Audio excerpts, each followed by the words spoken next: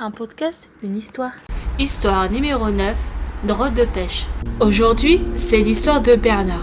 Comme tous les dimanches matins, Bernard quitta le port de Marseille pour pêcher en solitaire.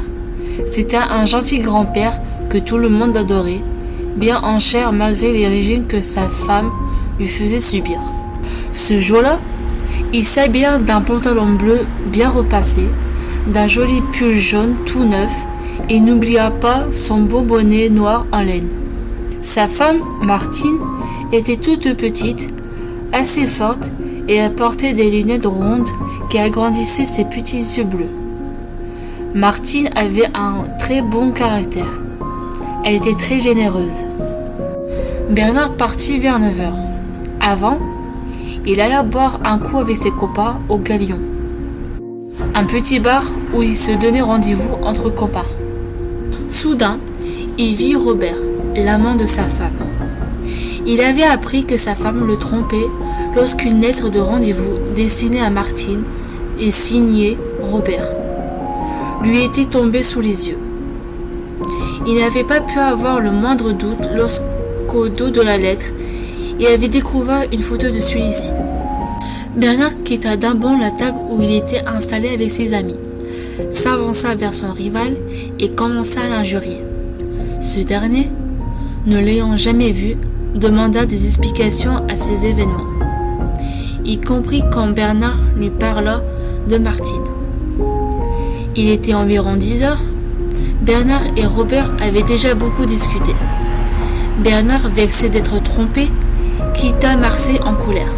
Le soir, Martine s'inquiéta. Il est déjà 20h et son époux ne rentrait pas. Elle se disait qu'il avait encore dû rester à traîner au bar avec ses copains, histoire de prendre le petit coup du soir. Elle regardait les informations et passait un documentaire. Vers 21h, elle s'inquiéta plus. Bernard n'était toujours pas rentré. C'était plutôt rare pour le couche-tôt qu'il était.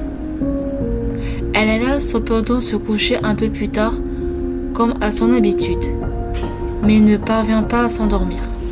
Elle avait fini par trouver le sommeil tard dans la nuit, malgré elle. Mais le lendemain matin, Bernard n'était toujours pas rentré. Alors, elle eut peur. Elle appela tous ceux qu'elle connaissait et qui auraient pu le voir pour l'héberger pour la nuit, mais en vain. Personne ne l'avait vu. Vers 6h, le téléphone sonna.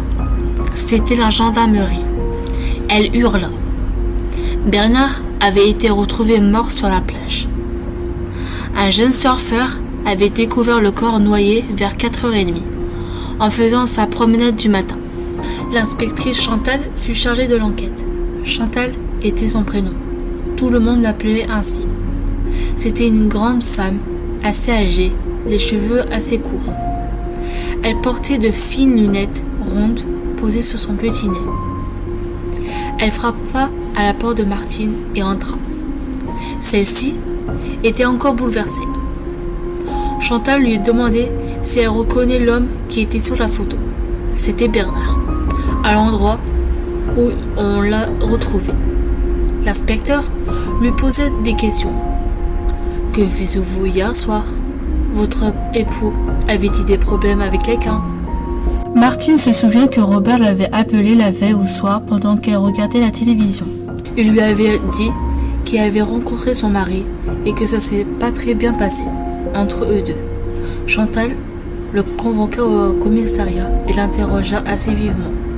Mais Robert soutenait qu'il n'avait rien fait.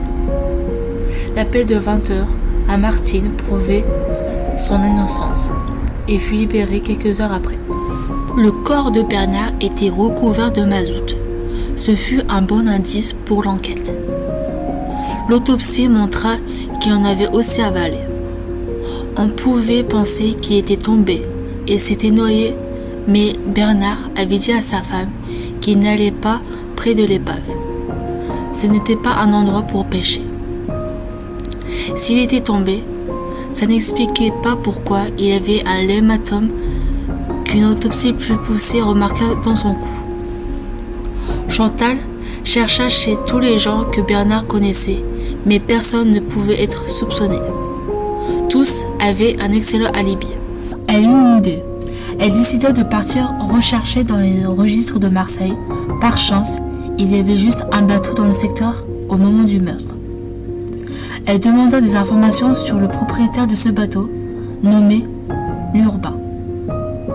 Il s'appelait Monsieur Hubert et il fut convoqué au commissariat quelques minutes après.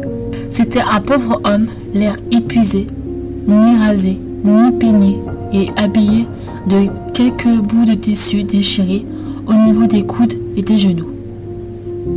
Il ne nia même pas. Il parla comme quelqu'un qui se libère d'un poids trop lourd. En fait, il ne voulait pas le tuer, simplement alors qu'il pêchait près de la zone polluée. Bernard l'avait surpris et était intervenu de manière très agressive. Apeuré par un tel démon qui secouait son canot, il avait pris une clé anglaise qui était posée au fond de son embarquement et il l'avait frappé dans le cou. Le corps avait basculé, était tombé dans l'eau et emporté par les courants. Monsieur Hubert avait quand même eu le temps de vendre ses poissons.